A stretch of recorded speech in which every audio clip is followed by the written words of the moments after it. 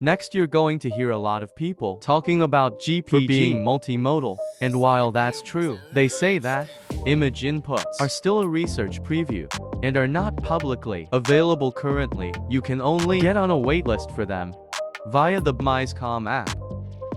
But what can we expect from image to text, and how does it perform versus other models? Well, here is an example, apparently from Reddit, where you prompt it and say, "What is funny about this image? Describe it panel by panel." As you can read below, GPT-4 understood the silliness of the image. Now OpenAI do claim that GPT-4 beats the state-of-the-art in quite a few image-to-text tests. It seems to do particularly better than everyone else on 2 such tests. So as you can expect, I dug in and found all about those tests. What leap forward can we expect? The 2 tests that it can do particularly well at are fairly similar.